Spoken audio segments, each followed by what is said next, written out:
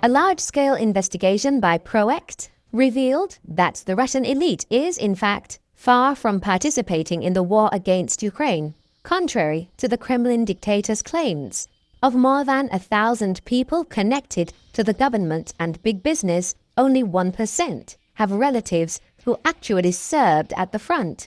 Moreover, only 3 of them lost loved ones. According to the investigation, the son of Artem Zogi, the plenipotentiary representative to the Urals Federal District, died in the fighting near Volnovakha in 2022. The nephew of Deputy Defense Minister Yunusbek Yevkurov was also killed near Severodonetsk, while Maria Kostyuk, the governor of the Jewish Autonomous Region, made a career out of the tragedy of her son, who died in Ukraine. Relatives of several State Duma deputies and senators did indeed participate in the so-called special operation, but most of them served far from the front lines. For example, Anton, the son of Deputy Dmitry Sablin, fought in a unit created by his father specifically for members of the Moscow elite. The son of another United Russia member, Viktor Vodolatsky, held a cabinet position in a rear battalion. Some war veterans volunteered not out of conscience, but out of necessity. For example, the cousin of Deputy Andrei Gurulev went to the front after a criminal case was opened against him. And the wife of Deputy Oleg Kolesnikov decided to support her husband by volunteering, although she soon returned home.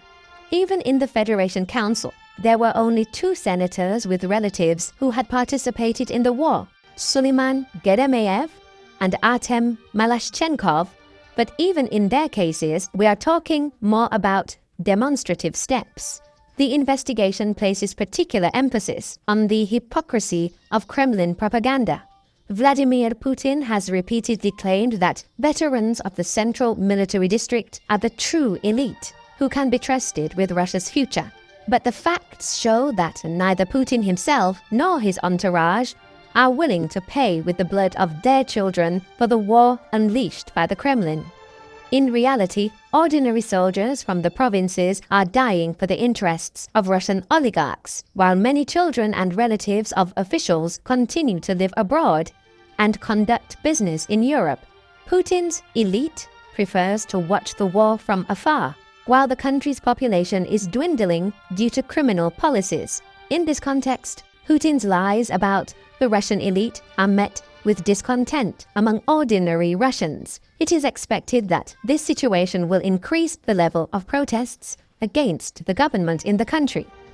Russian troops are being eliminated in the northern part of Pokrovsk in Donetsk region, and the most intense battles are unfolding within the industrial area. Russia continues to assault with rapid small groups to enter, entrench, and conduct further offensive operations. Russian forces are exploiting heavy fog and poor weather to push light vehicles into southern Pokrovsk. Ukrainian sources confirm the conditions are hampering drone operations, making it harder to spot and strike Russian movements. Currently, our military is destroying the enemy in the Pokrovsk region, where the situation is difficult but controlled. The Russian army does not abandon attempts to storm with rapid small groups to enter, entrench, and conduct further offensive operations. However, all of this is being detected.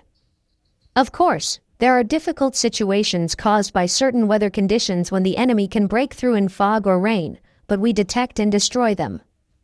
Russian invaders suffer significant losses. That is, active defense is underway, Lubomir Zyka, commander of the recruiting group of the 152nd Separate Jaeger Brigade staff, stated.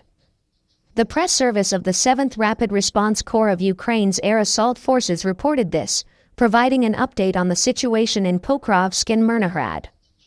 The 7th Rapid Response Corps of the Air Assault Forces is holding its defensive line.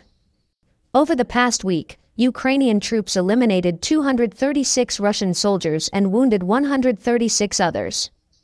The defenders also destroyed 1 tank, 3 armored combat vehicles, and 23 units of auto and motor equipment, the statement said.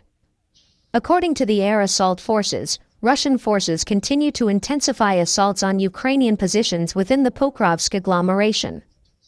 Ukrainian forces are preventing Russian troops from gaining a foothold in the multi-story buildings of Pokrovsk, which the enemy seeks to use as dominant heights. This resistance enables other defense forces units to carry out clearing operations in the city.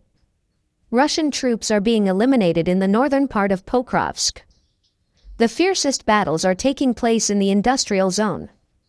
Routes the enemy uses to infiltrate this area are under the control of Ukrainian forces, leaving the Russians with limited ability to replenish their losses, the air assault forces reported. In this case, soldiers of the 155th Separate Marine Brigade showed footage of enemy targets being hit by FPV drones, according to the brigade. Every strike you see here is an act of heroism. The situation in Pokrovsk is tough, and working in such conditions requires exceptional courage and dedication, the defenders emphasized. The soldiers of the brigade noted that the intensity of hostilities in the Pokrovsk direction has increased significantly. They continue to detect and destroy Russian assault units. We are working both in the city itself and on its southern approaches. This is already the third batch of FPV drone strikes in the past 7 days, the Post said. In addition, the fighters of the 155th Marine Brigade reported that the intensity of assaults in this direction is now higher than ever. At the same time, they added that the brigade's pilots are now destroying more than ever.